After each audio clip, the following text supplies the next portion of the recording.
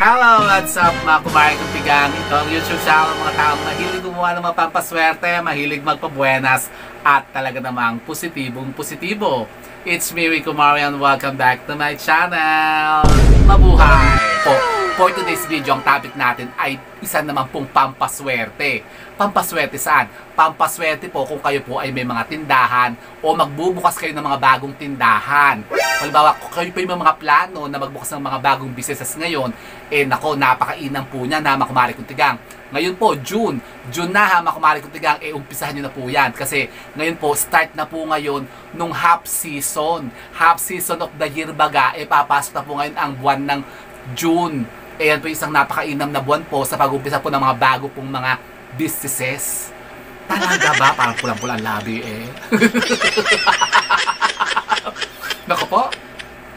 Pues, kung ganyan po mga sitwasyon nyo po ha, makumari kong tigang, dapat po, meron din po kayong mga ginagamit na pampaswerte. Kung halimbawa, kung gusto nyo talaga kayo putusin ng mga sinasabing mas maraming benta at kita dyan sa inyo pong mga businesses na itatayong yan, o dyan sa mga existing businesses po ninyo na medyo tumutumal-tumal na at medyo mahina na at parang kayo napupurdoy na sa kamalasan at kayo lagi na lamang lugi. Nako, ito po ha, makumari kong tigang. Ngayon po ituturuan ko kayo ng isang napakainam na naman, napakasimple. Pero ito po yung madaling-madali nyo lang po makukuha, makumari kong tigang. At nako, bihira lamang po ang nakakaalam po nito. Isa pong napaka-powerful po na pampaswerte na pwede nyo pong incorporate dyan sa mga businesses po ninyo. Ano yan? Yun na nga po ha, makumari kong tigang. Kaya wala na masyadong chikatalakis, wala na mga intro-intro. Umpisahan na natin ito. Wala na hingahan talaga ha, makumari kong tigang. Kasi ngayon po ha, mga kumari kong tigang, ay ibibida ko sa inyo ang isang napakapayak, napakasimple, pero nako, bihirang-bihira lang pong nakakaalam kung ano pong tagline nitong bertud at kakayanan sa pagpapaswerte nga sa pagninegosyo. Ano ba yan?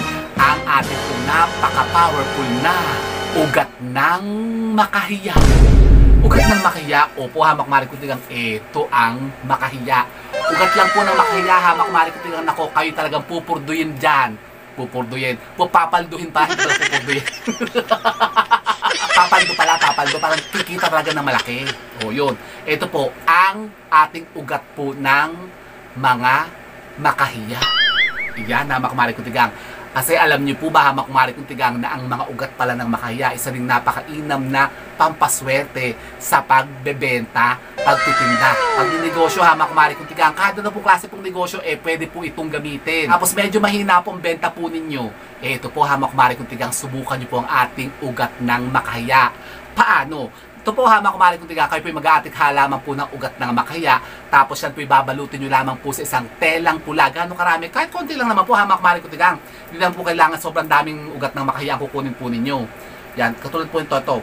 Kukuha lang po kayo sa mga ilang hibla ng mga ugat ng makahiya ha, makumari kong tigang, medyo ano siya ha, malupa-lupa. So ito, malupa-lupa pa yung ugat ng makahiya. So ayan ang ugat ng makahiya ha, makumari kong tigang. Kukunin nyo po ang ugat ng makahiya, hukayin nyo, bunutin nyo, tapos patuyuin nyo yan. Tapos yan po ilagay nyo lamang po sa isang supot na pula. Kung pa tayo supot na pula dito, ito po, parang ganito. Yung mga ganito pwede nyo pong gamitin na basta't kulay pula. Yung pong mga pouch na pula ha, makumari kong tigang, pwede nyo pong gamitin yan. Tapos lalagay nyo lamang po yan dyan ha, makumari kong tigang, ang ating pong ugat ng makahiya. Pagkatapos, yan po isasamahan lamang po natin ng ating mga silver coins. Ilang piraso? Mga 8 pirasong silver coins lang po ha, makumari kong tigang yan.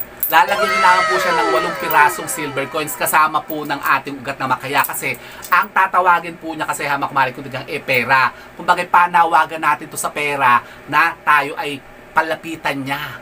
Yan, palalapitin natin sa atin yung mga pera, yung mga benta, para tayo iputusin talaga sa mga businesses po ninyo. Tapos lalagyan yung ganyan yan ha, makumari kong tigang, sa loob po ng inyong pouch kasama po yung ugat ng makahiya.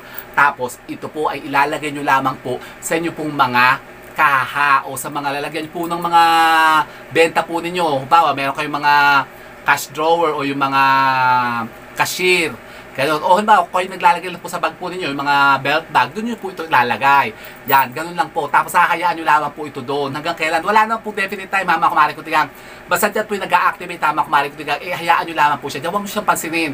At makikita nyo, basta dyan po yung napamanifest po ninyo, talagang kayo nako, puputusin na ng mas maraming benta.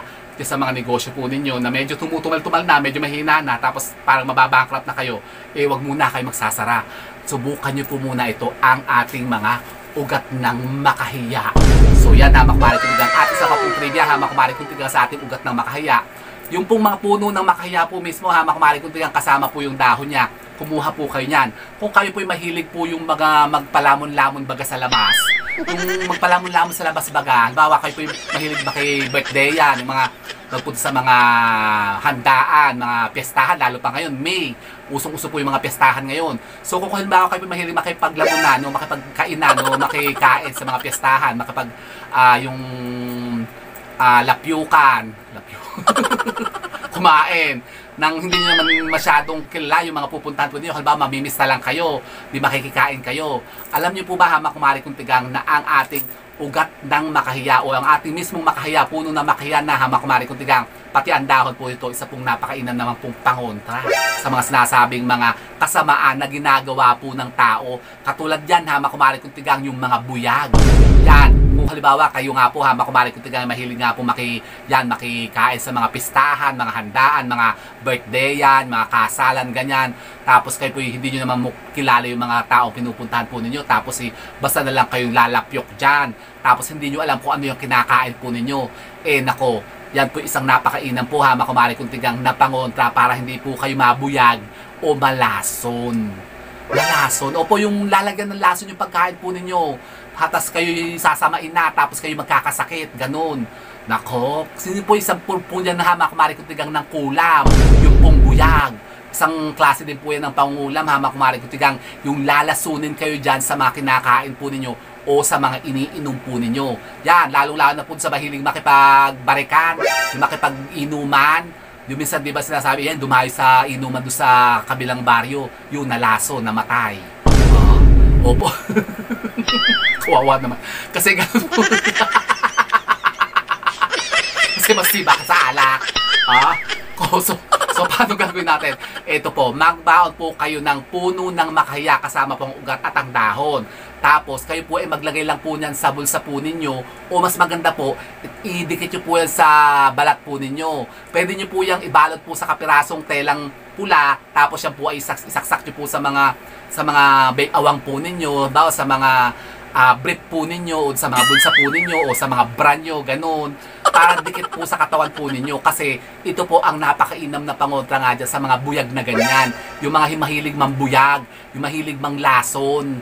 Yan, tapos lalagyan yung inumin nyo ng lason nyo. Doon kayo sasamain, Hamakumari Kuntigang. Tapos doon na mag-uumpisa po ang mga sakit-sakit po ninyo hanggang sa lumubha na kayo at yun, matetegoers na kayo.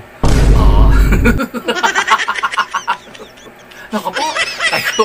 Opo, kaya ito po ang napakainam pong pangontra dyan, Hamakumari Kuntigang, ang puno po ng makahiya. Halamang makahiya po, Hamakumari Kuntigang, kumuha po kayo niyan kung halimbawa kayo nga po mamimista o makikipag-birthdayan, makikipaghandaan o makikilapyok dyan sa mga kabilang barangay o kabilang baryo na hindi nyo man kilala kung sino yung mga taong naan doon. Baka mamaya may mga karunungang itim yan, may mga kaalaman, tapos kayo ipanderiba na ng lapyokan na kayo ng lapyokan. Tapos kayo ang sisiba din naman at kayo ipanderiba na ng lapyokan. Yung pandilamong kayo, parang kayo ngayon lamang nakakita ng mga handaan, parang ngayon lang kayo nakakain ng karne. Serious. Parang wala nang bukas baga. Yung halimbawa naimbita lang sa mga handaan, sa mga kasalan, bang ganyan. Punta tayo sa handaan. Doon may magpapakasal doon, may kakasal, patay baka, patay baboy daw. Halika, punta tayo doon, maraming karne. Tapos pagpunta nyo, hindi nyo alam, may mga lason pala yung pinapakain sa tao para sumakit ang tiyan. Kayo naman, pandi-ariba kayo kasi kasisiba nyo rin sa mga handa. Tapos iba, nagsasharon pa. Kayo lapyokan ng lapyokan, hindi nyo alam. May mga lason na pala yung mga nilalapyok nyo doon. Yung mga nilalamon nyo. Tapos yung mga iniinom nyo sa mga barikan, sa mga inuman, tinatagayan na kayo ng lason. So eto po, Hamakumari Kuntigang, ang napakainam pong pangontra dyan. Kayo magdala po ng halamang makahiya at isaksak nyo po yan dyan sa mga brief po ninyo, sa mga bra po ninyo, sa mga panty nyo. Basta dapat po nakadikit po ito sa mga katawan po ninyo para hindi kayo talaban ng mga sinasabing mga buyag na yan o yung mga lason sa pagkain at inumin. Talaga ba? Opo, ha, mga kumari kong tigang, kaya subukan nyo po ito. Pero meron pa pong isa, ha, mga kumari kong tigang, halimbawa kayo po, hindi nyo nga alam na kayo nalaso na.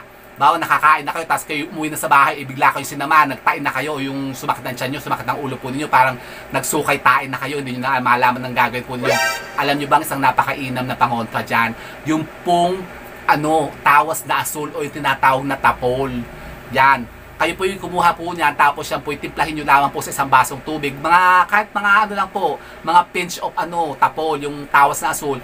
Tapos, kakaroon nyo po sa tubig, tapos iinumin nyo yan. At makikita nyo, isusuka nyo yan yung mga kinain nyo doon sa handaan. Bawa may lason nga po yung mga pinakain sa inyo, tapos kayo sinama na, hindi nyo maintindihan ng nangyari sa inyo. Yan, ganun ang gawin po ninyo. Kumuha kayo ng tapol, tapos ilagay nyo po doon sa tubig na inumin po nyo, sa basong tubig, tapos inumin nyo yun, at mamaya-maya, isusuka nyo yung mga kinain nyo. Parang kadiri na. Opo, totoo po yan na mga kumari ko tigang. At meron pa pong isa ha mga kumari ko tigang. Yung ipineflex po natin ditong banal na langis na napakainam din pong pangonta ha mga kumari ko tigang sa mga sinasabing mga ganyang mga gawaing masama ng mga tao. Na yun na nga, baka kayo po malukuban ng ganyan. Bawa kayo po mabuyag nga. O yan, magaway kayo, magahoy, matigal po kayo, mabarang o kulam. Yan, yung ating pong banal na langis. Saan ba yung banal na langis natin? Ito. Yung ating banal na langis po ha, mga kumari kong tigang, available po ito ngayon. Pwede po kayo mag-order po ito.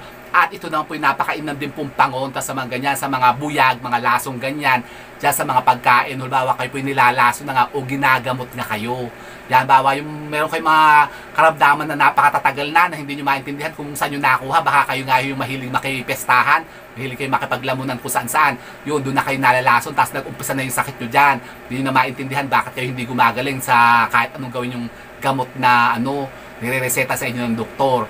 Ito po ha, mga kumari kong tigang, subukan nyo po yung ating banal na langis. At ito po yung available pa rin po ngayon ha, mga kumari kong tigang. Yung pong ating banal na langis na ginawa po nung Biyernes Santo. Ito po ha, mga kumari kong tigang, pwede po kayo magpatak po nito sa isang basong tubig. Tapos ito po ang iinumin po ninyo at makikita nyo, ganun din po ang epekto nito.